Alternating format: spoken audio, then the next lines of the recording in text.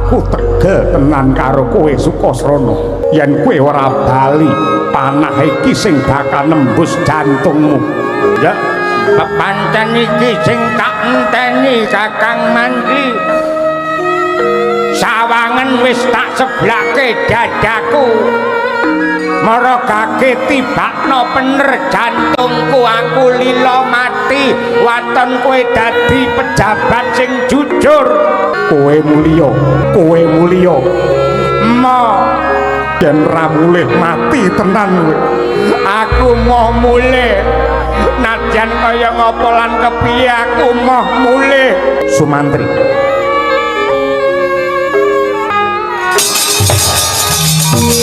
kowe aja nangis ya Kakang, aku ikhlas lahir batin mati dadi tomboke wong jujur. Autamanmu dadi satriya tak siram nganggo getihku, tak cagaki ngangge balungku, lan gelem ora gelem kabeh wong besok bakale ya mati. Aku pamit mati ya Kakang Mandri. Sukasrana Astungkara Sidam sekaring bawana langgeng. Putraku ngger bocah bagus Bambang Sumantri. Yen pancen wis kenceng lan gembleng tekadmu bakal nyeramakake uripmu kanggo negaramu Maespati, bapakmu iki Resi Swandagni yektine banget anggene jumurung lan mangestoni. Gatekno welingku ya nggir tumrap wong Suwita Praja dudu papane wong golek sugih, dudu panggonane wong golek pangalembana, lan dudu papane wong mikolehake diri pribadi lan golongane. Nanging negara mbutuhake wong kang tulus lan ikhlas ngudhokake jiwa ragane kanggo njunjung derajate bangsa. Kowe kudu wani toh jiwa tombok raga cilik lara gedhe mati. Bebasan saguh remuk kinarya sawur putung dadi bebalang. Lan maneh Sumantri, kowe dadi satriya aja sok ngarep-arep. Negara wis menehi apa karo kowe, ning kudu diwalik. Kowe wis nate labuh apa karo negaramu. Mula kang mangkono budhalmu marang Maespati Suwita marang Arjuna Sasra ndak kanteni senjata cakra sing biyen bareng kelawan laire Prabu Arjuna Sasra. Ing nalika Maespati diserang Prabu Wisrawana saka Lokapala, pun bapa dening Prabu Partawirya diparingi ngampil pusaka cakra kanggo ngundurake mungsuh mau. Lan nganti dina iki pun bapa durung bisa ngundurake merga saka gawating lelakon. Mula kang mangkono senjata cakra iki aturna marang sesembahmu Sri Arjuna Sasra, Bambang Sumantri.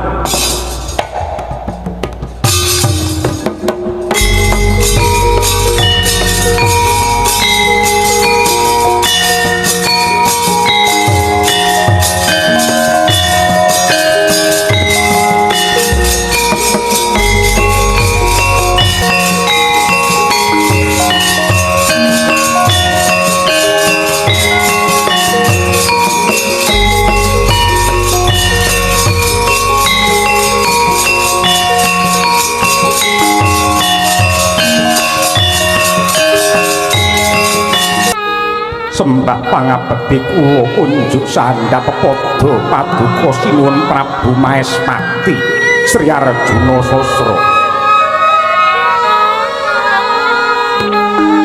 matur wuninga bilih kula menika lare saking Pertapan Jati Sarana nami kula pun Bambang Sumantri. Kula badhe nderek suwita lan rumeksa tentreming Maespati. Ya jagat ya dewa ya Bathara. Bambang Sumantri,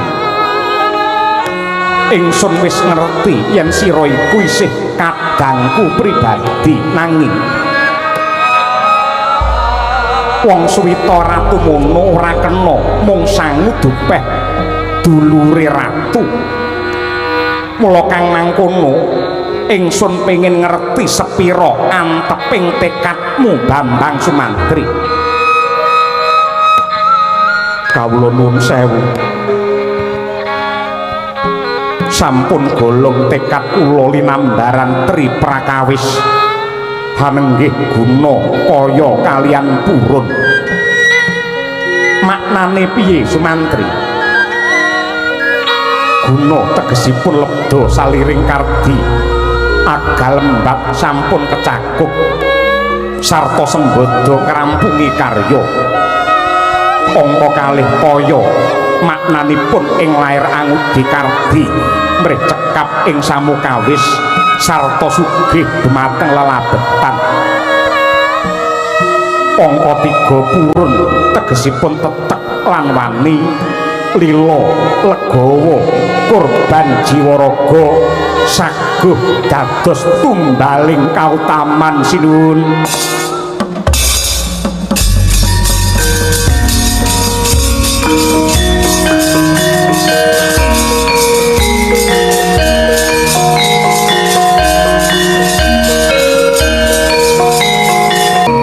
Jagat dewa Bathara jagat mangestungkara. Bambang Sumantri, semono gedene tekadmu, anggonmu bakal ngawula marang ratu. Ruhanana Sumantri, dina iki ingsun nampa layang saka negara Magadha ingkang surasane ingsun supaya ngayomi wong Magadha ingkang kinepung dening Ratu Sewu Negara ingkang didekengi kelawan Ratu Widarba Prabu Darmawasesa. Tata gelar Prabu Darmawasesa bakal nglamar sekaring kedaton Magadha Dewi Citrawati, nanging sejatine kuwi mung kinarya reka daya lan sanggit rungsit anggone bakal nyidak kamardikane wong Magadha. Sumantri, dina iki ingsun butuhake satriya ingkang kendel lan wani nentremake negara Magadha. Kakang Patih Surata, kawula nuwun wonten timbalan kang ngadhawuh sinuwun. Pripalungguhan iki aja wedi kangelan. Sak budale bocah Jati Srana Bambang Sumantri ingkang sumanggem jumangkah marang Magadha bakal ngrabasa pupuh. Nanging nadyan kaya ngapa lan kepiye mestine ingsun ora bakal kamitegan, sing tegese lamun ta ana ketleyek ing lelakon ana bobol boroting crita. Tan murunga wong Maespati sing bakale kewirangan. Lajeng kepareng paduka kados pundi sinuwun? Anggenmu dandan aja kok kendhone kepara malah kenceng ana. Awat-awat ana lakune Bambang Sumantri. Lamun ta nemahe bebaya, Magita-gita Patih Surata paring pambiyantu nyuwun tambahing pangestu Kanjeng.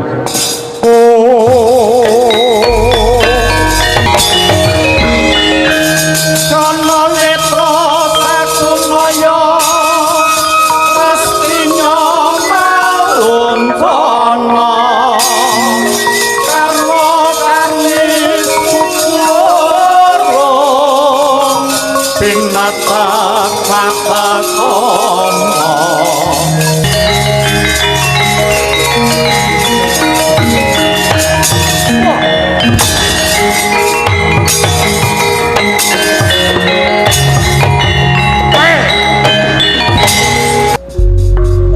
ana satriya bagus mung ndingkluk nyawang karo ayang-ayange dhewe. Mara Gage kowe sajarwa jenengmu sapa lan saka ngendi? Diwanungake iki bocah desa saka Jatisrana. Ngendi? Saka Jatisrana. Wonogiri meni ora. Wewengkon Maespati kesete sesembahanku Prabu Arjuna Sasra. Jenengku Bambang Sumantri. Bambang Sumantri. Iya, dasar para nyata kuwi sapa? Iki panunggalane Ratu Sewu Negara. Ana wigati apa kowe nemoni karo Ratu Sewu Negara ing mapan ning Tapawates negara Magadai? Yen kena tak pringgake kanthi becik, aku minangka utusane sesembahanku Sri Arjuna Sasra damar mancung cupeten anggenmu gawe geger gawe onar lan uga ngidak marang rasa kamanungsane wong Magodo. Apa ndok kira aku ora ngerti karo lorek ing pakartimu? Tata gelar Prabu Darma Wasesa kae bakal malakrama kelawan sekaring kedaton Magodo Dewi Citrawati. Nanging yektine mung bakal blengket sarta ngidak kamardikane.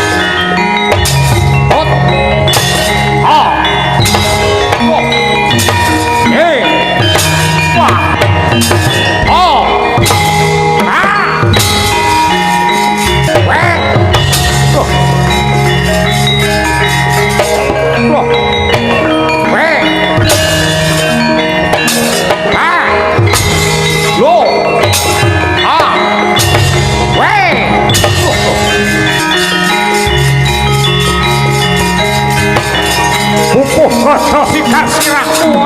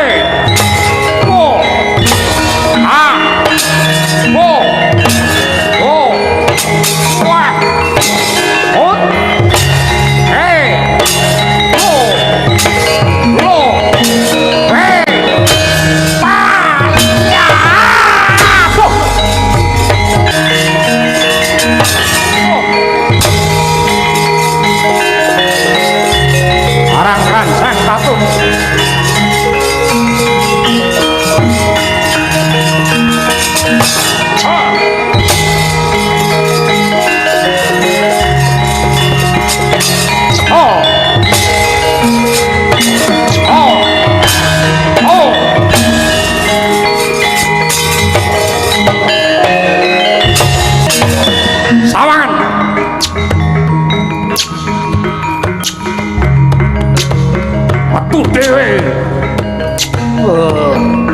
cek metu nek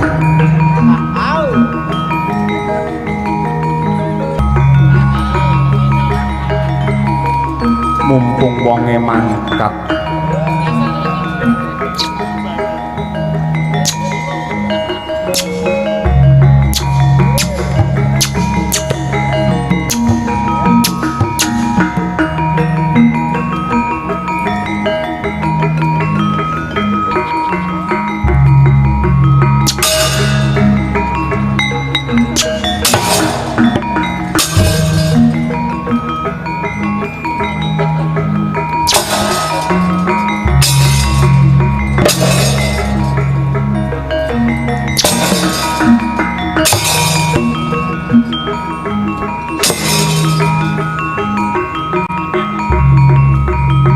hilang nyawamu. Wet, wet, oh, wah, oh, ayah, wah, mutar.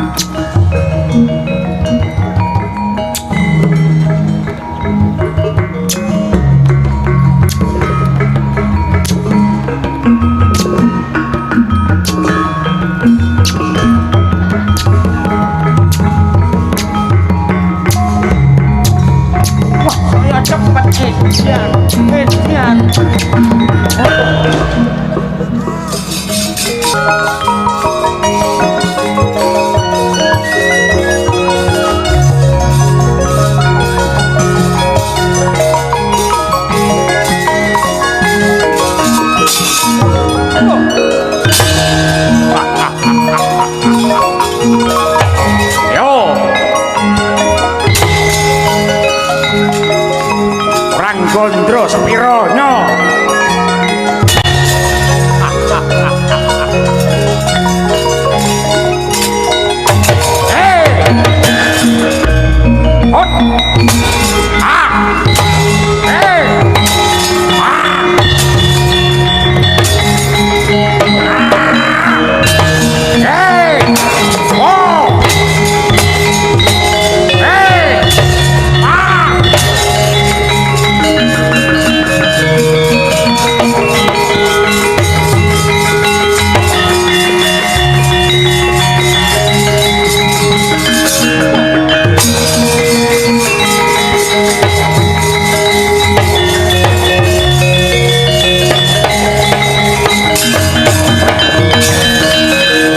kaya wong setanen anenggih trajangi Prabu Darma Wasesa nggih nyemprawasa Bambang Sumanten mangkono mung sagedhakan parandene denidak tinekak janggane datan bisa webah nenggih Sang Sumantri mangkono rekatak kumilat Prabu Darma Wasesa ngasta wujudipun Candrasa nedya kajojoaken mring jantunge Bambang Sumantri ora kaya ingkang liyang saka gegana nenggih Bambang Sukasrana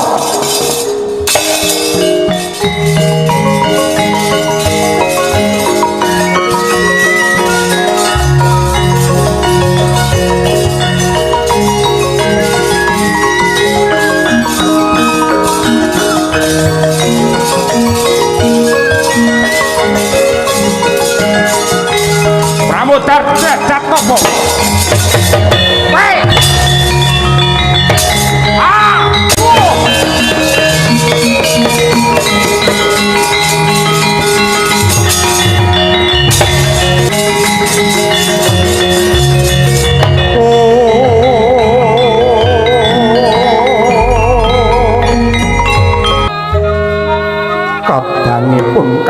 sing ndak tresnani Yayi Sukasrana babar pisan aku ora nglegiwa sajroning sumantri wis ora ana tandha-tandha pangarep-arep urip meneh merga kaprawasa dening mungsuh jebul dewa paring pitulungan lantarane kowe Sukasrana sanadyan wujudmu gegilani kaya mengkono nanging atimu isi mutiara di aku njaluk ngapura ya Kakang janjane aku mung pengin nyawang kowe saka kadowan mula aku ana ing gegana tak rewangi kemul mega men ora ana wong sing do ngerti anggenku ngulati karo panjenenganmu lan mesti wae saka gedene rasa tresnaku sajroning kowe nemahi bebaya mesti wae aku mbantu karo kakangku sing tak tresnani kowe Kakang Mandri iya aku banget matur nuwun kelawan kowe Sukasrana Kakang Mandri dina iki kowe wis bisa nentremake negara Magadha negara Magadha wis tentrem saka kamurkane Ratu Sewu Negara nanging ibarate wong gegawa ora saya enteng nanging saya abot tanpa beda kaya wit-witan wit kuyen saya gedhe lan dhuwur mesti saya banter angin sing nempuh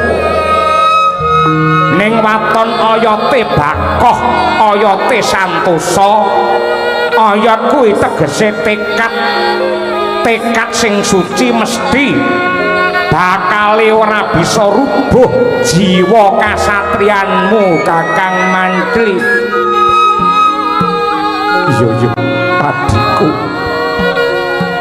sing tak jaluk mung pamujimu isih ana siji kewajiban sing kudu tak tindakake ya kuwi mboyong sekaring kedaton Magadha Dewi Citrawati bakal dipalakrama Sri Arjuna Sasra ing Maespati nah sing ati-ati ya Kakang kowe sing ati-ati merga akeh pejabat sing tetel martabate ilang wibawane merga kesrimpet pinjunge wong wadon kejiret kotange wong ayu mula sing jejeg imanmu neng donya ki ora ana godha sing abot dhewe kedaba godaning katresnan ya Kakang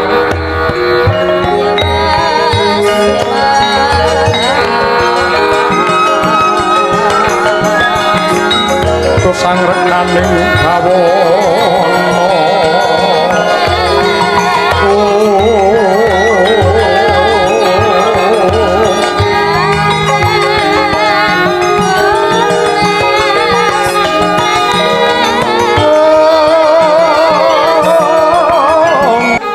dene Magadha wis uwal saka bebaya kisana aku Citrawati minangka wakile kabeh para kawula negaraku ngaturake panuwun lantaran sliramu ingkang nyata dadi dutaning adil memayu hayuning jagat Magadha kawula nulinggih Sang Dewi yektosipun kula menika namung sabremi dados duta utawi utusan nami kula pun Bambang Sumantri abdinipun sinuwun Prabu Arjuna Sasra ing Maespati Raden Ayu yektosipun waleh-waleh menapa kalilan kula matur tebih saking Maespati kula dumugi wonten ing Magadha mriki kula sinampuran jejiban sepisan dados lantaran tentreming magoda sarana ngunduraken Ratu Sewu Negari. Dene ingkang kaping kalih wanter dawuhipun Sri Harjuna Sasra sumantri pinarintah amboyongi paduka sekaring kedaton magoda Dewi Citrawati mring negari Maespati karana paduka badhe kapundhut garwa dening sesembahan kula Sri Harjuna Sasra mongko dados ibune tiyang sak negari Raden Ayu.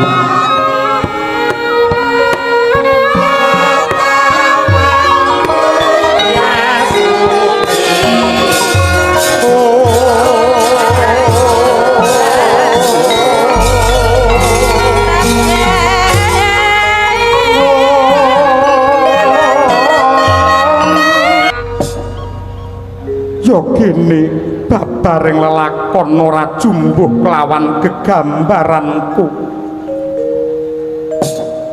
nalika magoda kinepung Ratu Sewu aku ngaturake nawala marang Prabu Arjuna Sasra banget panyuwunku supaya Ratu Maespati jumangkah nyarirani pribadi ambirat kamurkaning Ratu Sewu Negara.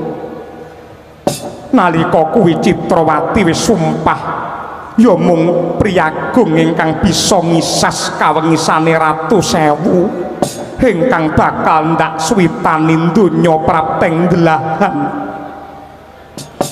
Nanging yogine ripalungguhan iki dudu Ratu Maespati ingkang makarti malah sira sumantri ingkang rampungi. Mula kang mangkono sumantri jumbuh kelawan sumpah lan prasetyaku dudu Arjuna Sasra nanging Bambang Sumantri ingkang wenang Malakrama kelawan Citrawati.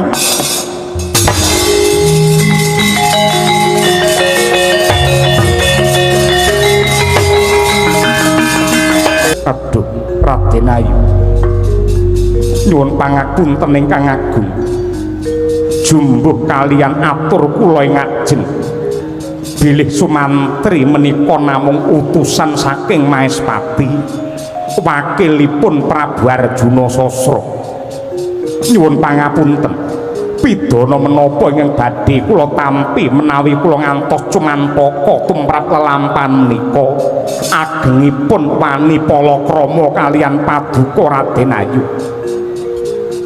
Sang Dewi menawi dinten samangke kula mboten saged amboyongi paduka kinarya garwa Prameswari Nata Maespati aluwung kula entengaken pejah kula kinarya ganjel ampeyan paduka.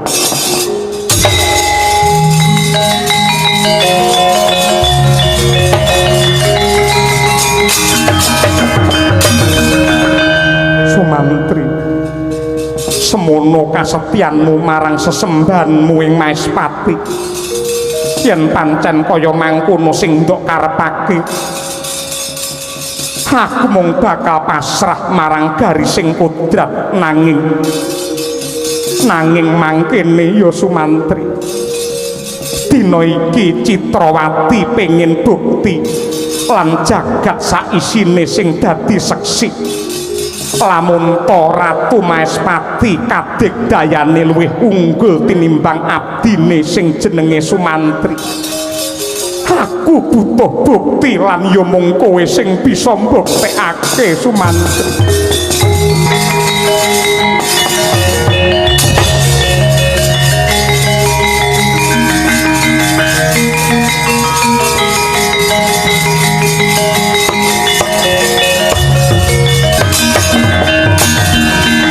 Bambang Sumantri marokake sawangen mayuta-yuta menungsa sing kepengin nekseni marang kaprawiranmu ning yogene ripalungguhan iki katon ringkih kang dadi jiwamu mongko sing bisa mbuktekake sepira kaprawirane Ratu Gusti Mulya mung kowe Sumantri. Yen kowe wegah tetandingan karo sesembahmu padha karo kowe ngina karo panjenengane. Jare kowe iki satriya, jare Sumantri iki betenging negara. Kowe iki senopatine Maespati. Ning ya kene jiwamu mulur mungker kaya cacing jijik-jijiki.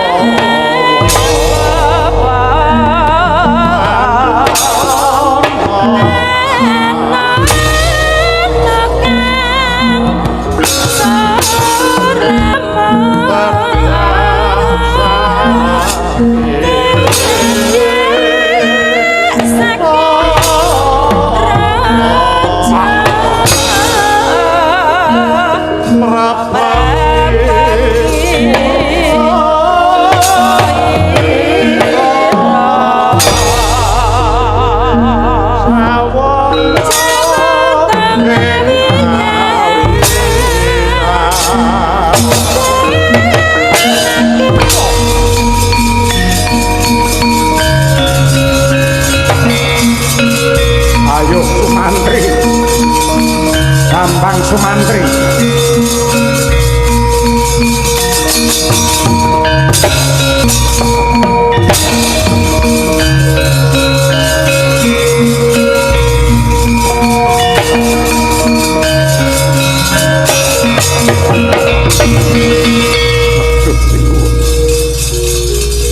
Kadigdayan kula mboten wonten sakuku ireng. Paribasan langit kalian bumi. Pramila samangke kula nedya pasrah bongkokan. Kinarya tandha panungkul kula badhe mangsulaken pusaka paduka ingkang rumiyin lair sareng kalian paduka nenggih senjata cakra. Monggo kula aturi nampi menika minangka tandha panungkul sinuwun.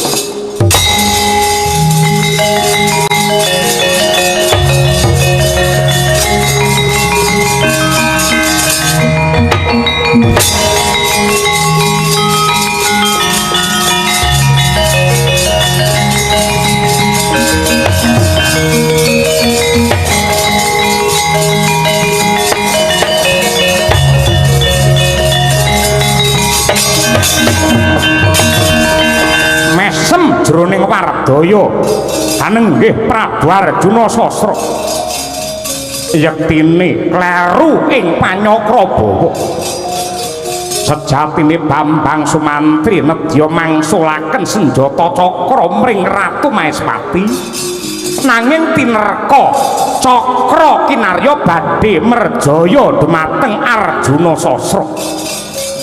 Pramila Nalendra ing Maespati sigra tingkem netra kekalih matek aji Triwikrama dadi buta gedhe sak gunung gedhene.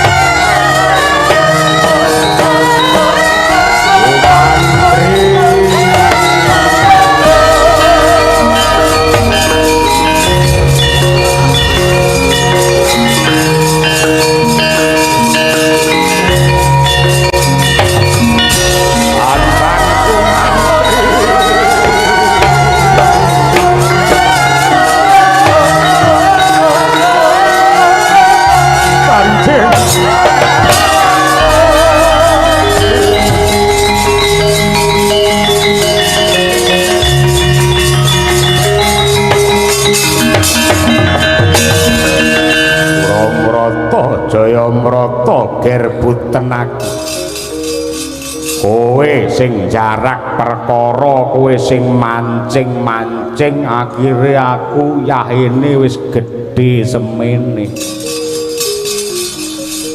Aku yen wis dadi brahala kaya ngene iki aja kok mung dapurmu.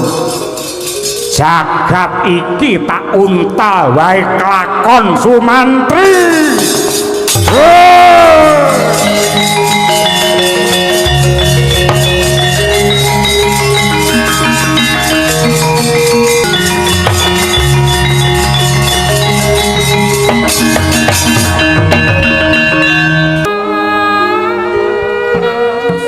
Ingkang nyuwunaken pangapunten dumateng patrapipun Bambang Sumantri.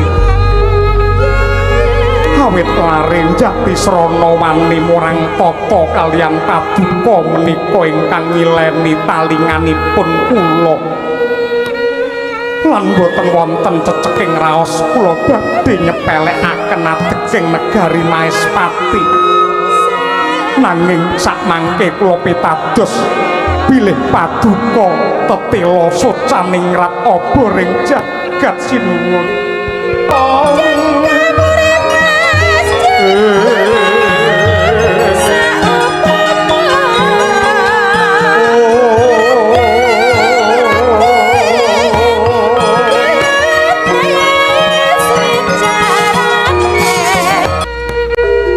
Ripalungguhan iki Yayi Citrawati mestine wis ora ana rasa tidha-tidha lan mangu-mangu anggonmu bakal kagarwa dening Ratu Maespati iki.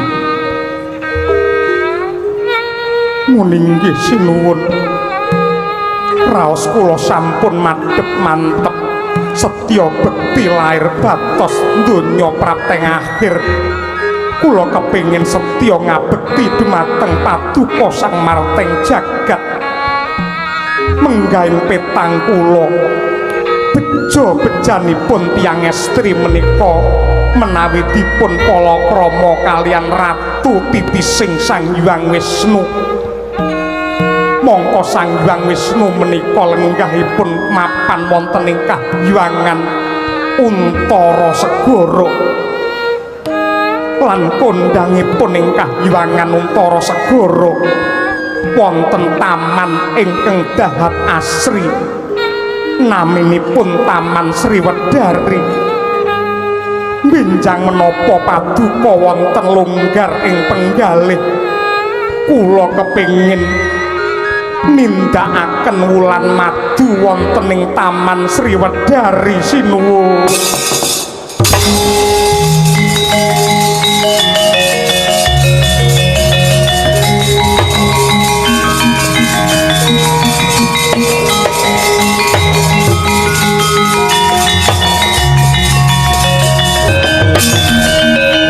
Bambang Sumantri wonten dawuh, tanpa lidah sinambung banyu tinalang mestine kupingmu krungu. Dalem kupingmu krungu apa ora? Namung uwing ngoten. Kowe tak kandhani, garwaku Citrawati kepingin wulan madu mapan ana kahyangan Untara Segara lungguh ana ing Sriwedari. Yektine kowe kudune tak tibani hukum gantung ana alun-alun. Ning gandeng isih gedhe kawicaksananku, kowe tak wenehi urip ning ana sarate. Sarate kowe kudu bisa mboyong utawa muter giling Taman Sriwedari saka kahyangan tekan ana ing Maespati. Yen kowe ora bisa mulya ning desamu macul garung luku ning kono.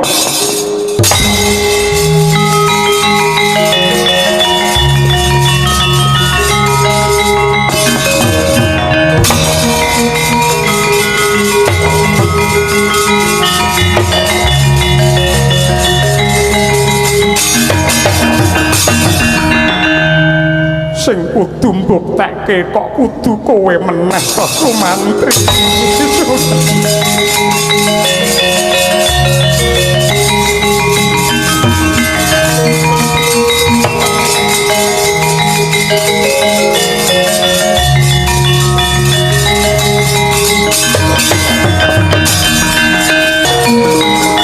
Tawangan Kakang Mantri.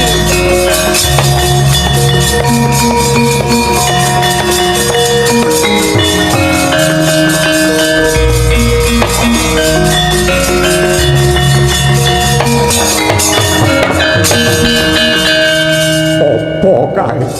Ya kae sing jenenge Taman Sriwedari tak bedol sak ana-anane klebu pemain wayang wonge tak jak kabeh kae. Saiki mapan ana ing Maespati, sing penting kowe marem, kowe seneng. Hatiku iki.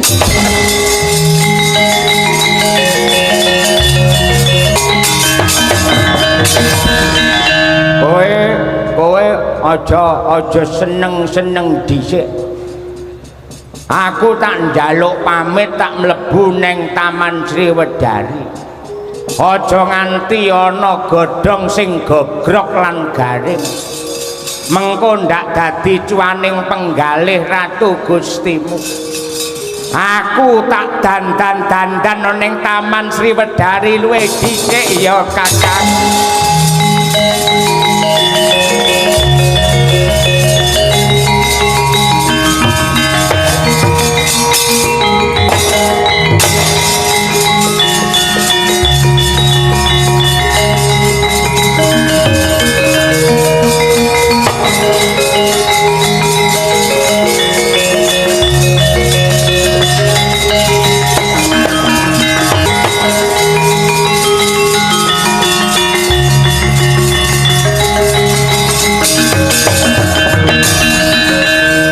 Bambang Sumantri, banget aku tarima kasih. Mung sak gebyaring kilat kowe wis bisa anggrungkat lan boyong Taman Sriwedari saiki mapan ana ing negara Maespati. Garwaning sun ya kuwi Dewi Citrawati katon rena penggalihe marem kang dadi rasane.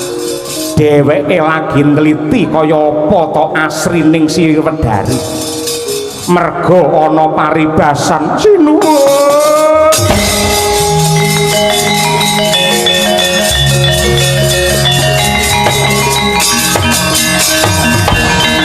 Ngaturaken ketiwasan Kanjeng. Babar pisan boten duga mono.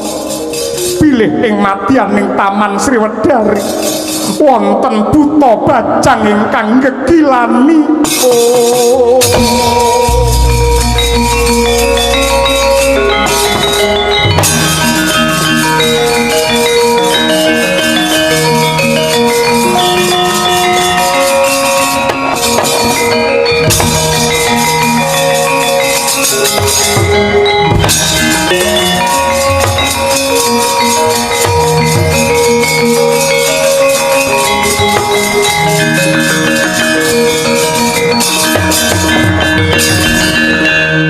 Pangapunten Kanjeng sinuwun badhe tindak pundi mlebu ning Taman Sriwedari mateni buta bajang sing gawe gila. Nyuwun pangapunten paduka menika Narendra Agung mesti badhe tetel kawibawanipun menawi namung nyingkiraken buta bajang. Paduka menika kagungan abdi nenggih kula pun Bambang Sumantri. Katuran pinarak ingkang prayogi kula yang badhe nyingkiraken buta bajang. Yen mung disingkirake ganti dina mesti dolan ning Sriwedari meneh. Ganggu kelawan garwaku Citrawati. Mula buti buta bajang kae kudu dipateni. Yen pancen kowe ra tega ora mentala merjaya buta bajang, tak patenane dhewe. Mboten. Kula kemawon ingkang badhe nyingkiraken yen disingkirake genti dina mesti balik. Yen kowe ora gelem mateni, aku sing bakal mateni. kowe saguh mateni apa? Kula sagah. Sagah apa? Sagah mejahi.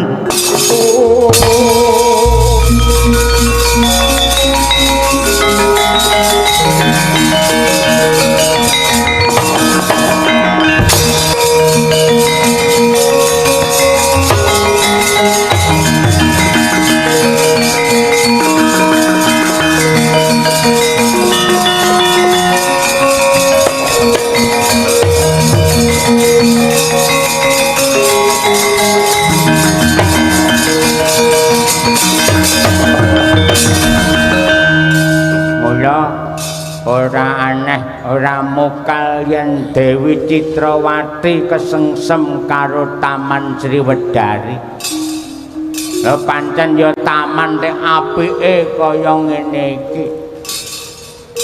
Ning akeh godhong-godhong sing padha alum, sir kuartak kocori ning nang kene golek banyu nek angel. Wis ben tak uyuane ae.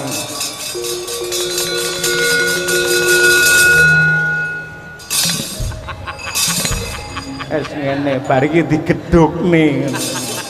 Es ngene ae. Timbangane tandurane mati lak ya malah mesake. Merga ana paribasan Sukasrana. Sukasrana. Anyapa Kakang? Kowe tak kandhani. Anggonmu mapan ana ing Sriwedari. Andadekake Sang Dewi Citrawati kamigilan. Satemah muntap penggali Sri Arjuna Sasra jumangkah gagah bakal mateni karo kowe. Mula banjur tak tambengi mergo aku ngerti yen buta bajang ki kowe.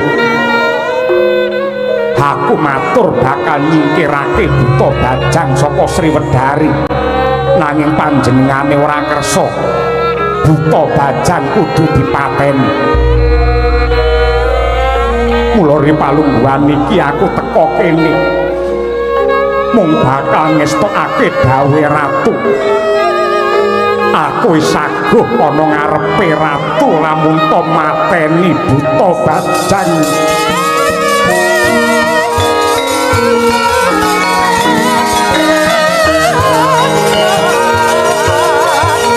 Nanging nadyan kaya ngapa lan kepiye sing jenenge sedulur kuwi tega larane ora tega patine. Mula lakon iki bakal tak reka daya. Dina iki kowe mulya ning desa Jatisrana. Aku mengko tak matur karo Sinuwun Arjuna Sasra lamun to kowe wis tak pateni. Mengko lamun to aku wis ketrima dadi pejabat negara kene. Sumantri kelakon dadi wong sugih.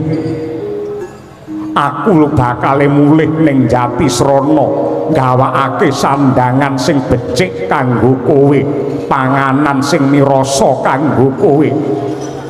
Sing baku ripalungguhan iki kowe mulya. Aku yen kon mulih tegese kowe ngapusi karo ratu. Yen ngapusi karo ratu tetel jiwa kasatriyanmu. Mula aku njaluk kowe aja wigih ringa-ringa gandeng Kakang Mantri wis saguh wis sumpah bakal mateni buta bajang. Ripalungguhan iki tak seblake dadaku. Aku ikhlas lahir batin mara gage aku patenono Kakang Mantri.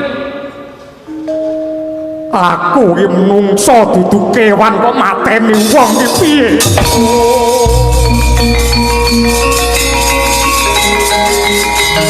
Kakang Mantri. Napa ta mirahing sun prihatin Waspogong ijil tuhuta tanpa karya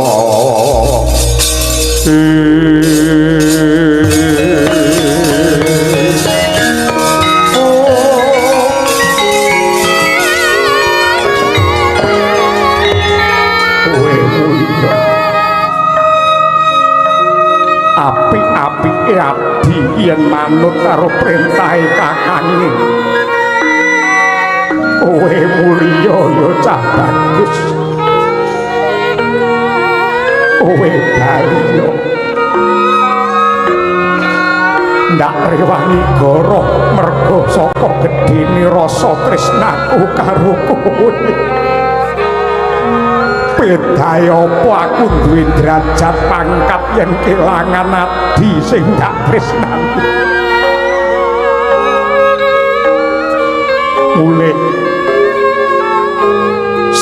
mulih aku ora pengen duwe kakang sing ora jujur kaya ngono kuwi aku ikhlas mati kanggo tumbal kejujuranmu kakang Mandri mulya mulih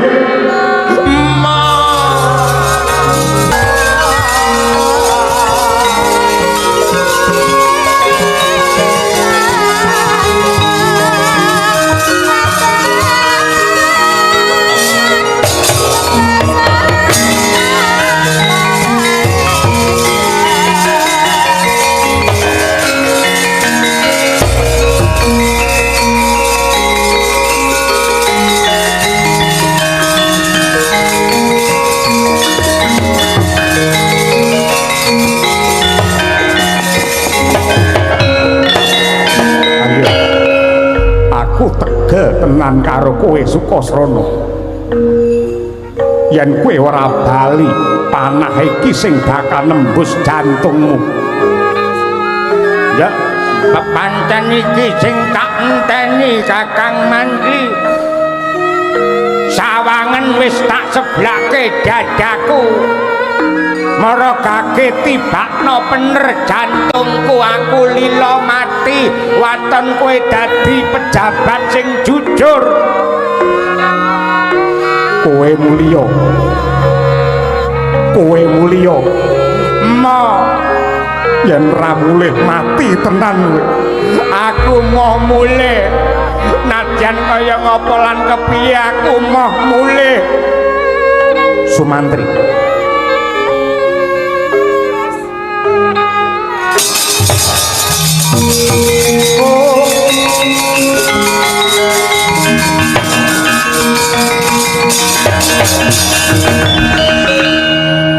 Sukasrana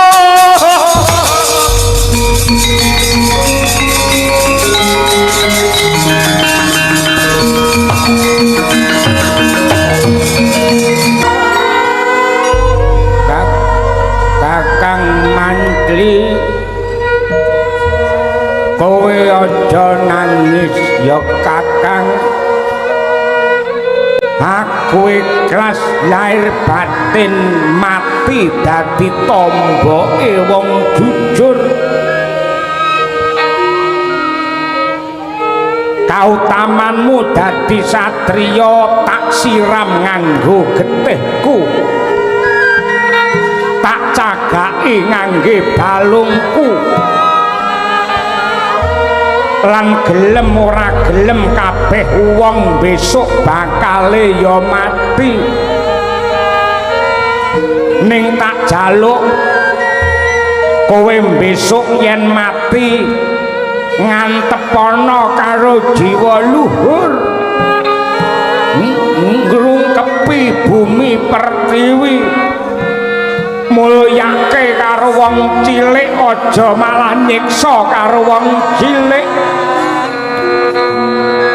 men luhur jiwamu men kowe bisa dadi contoh dadi tulodo para prajurit sing bakal neruske amalmu Kakang aku pamit mati ya Kakang Mantri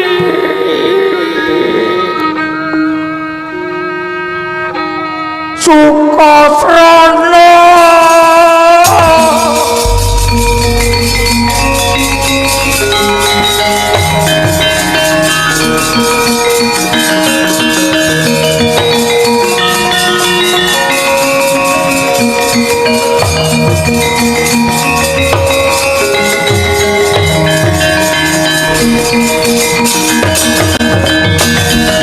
kadangipun Kakang Yayi Sumantri ajur mumur rasamu atiku uga melu gempur weruh kaya ngono kuwi becik lan kasetyan antarane Sumantri kelawan adimu Sukasrana ingsun ngrumangsani lelakon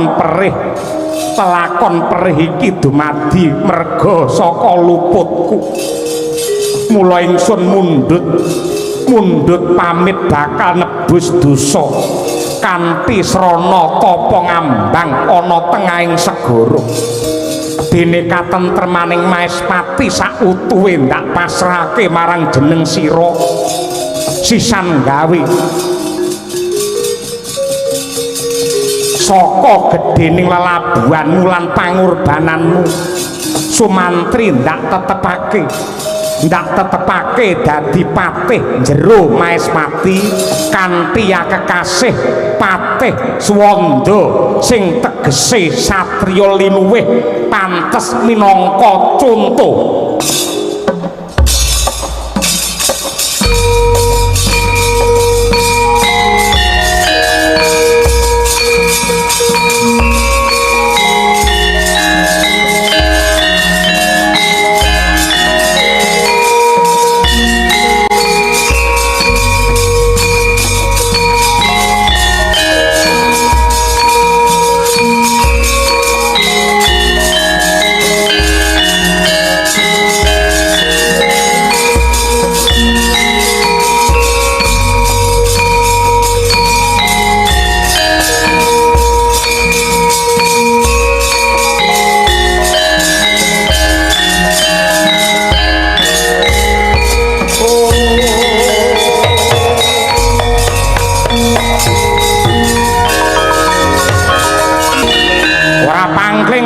Kala marica inggih kula ingkang sowan sinuwun kula badhe matur arep matur apa pikantuk dawuh saking Bapak Bupati apa kendang limbuan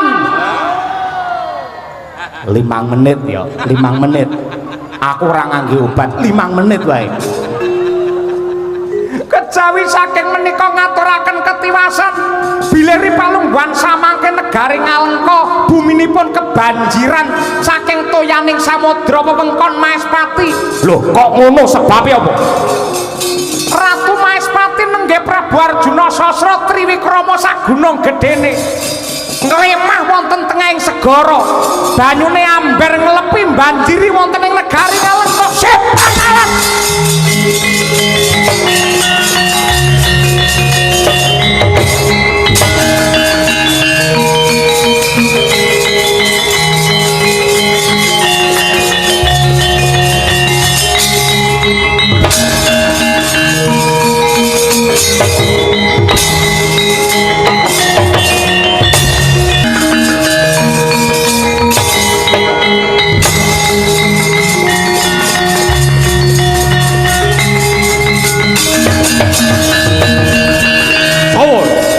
Patih Jaba Maespati jenengku Patih Surata bengak-bengok kaya wong edan sapa Ratu Ngalengka Dasamuka endi ratu gustimu Arjuna Sasra gelem mentas ora nggene kungkum dheweke lagi nindakake darmaning kadewatan alam Belgedes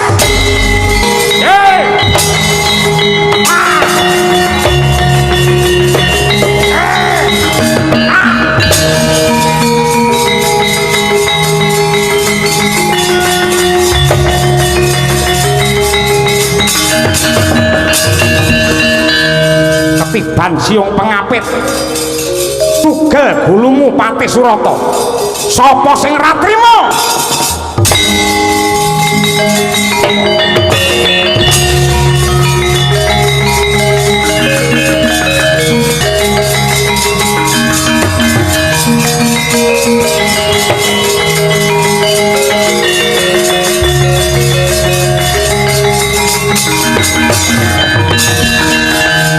Nomripatmu jerengen gobokmu iki Bambang Sumantriya Patih Suwanda. Dalah iki sing kondange bocah desa sing nemu bejo diangkat dadi patih gembelo pacakmu le. Prabu Dasamuka aja kleru. Wong sing bungah entuk jabatan kuwi sejatine kleru. Ndak baleni ucapku. Wong sing bungah entuk jabatan kuwi sejatine kleru. Merga pejabat kuwi mikul tanggung jawab sing abot, becik ana donya lan besok ana jaman akhir. Ora perlu kowe semuci-suci. Ora perlu kakean bedangal. Kowe minggir. Endi Ratu Gusti Arjuna Sasra sing jare titi sing dewa ning nyatane gawe rekasane wong liya. Anggene tapa ngambang dadi Brahala Cetha mung bakal pamer kaprawiran nganti banyune segara banjiri negaraku Ngalengka. Mbok menawa Sri Arjuna Sasra ora jarak yen anggone tapa ngambang ngrugekake negara Ngalengka.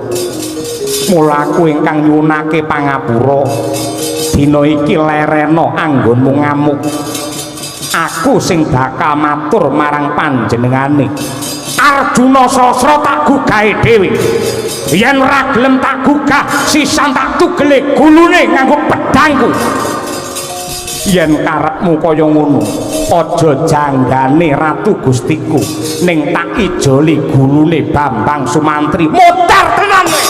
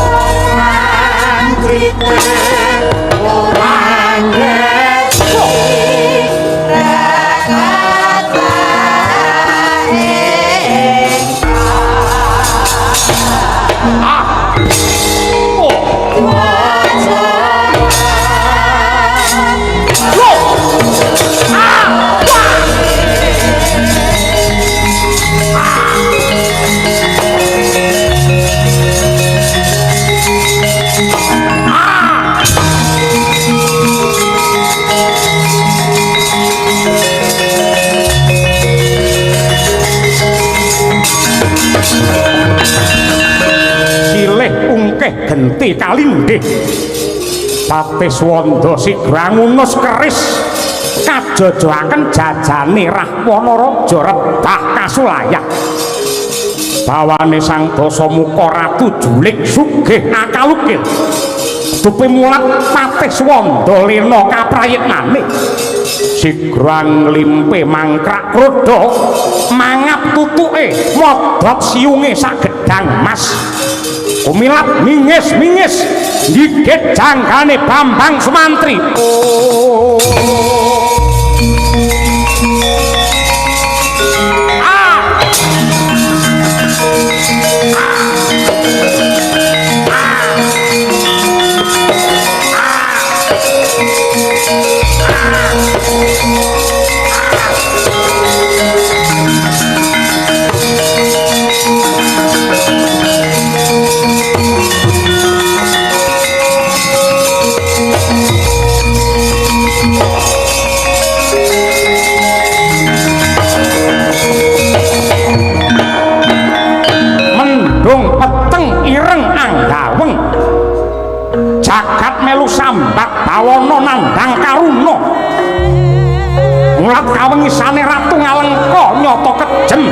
kaya singa barong ingkang keluwen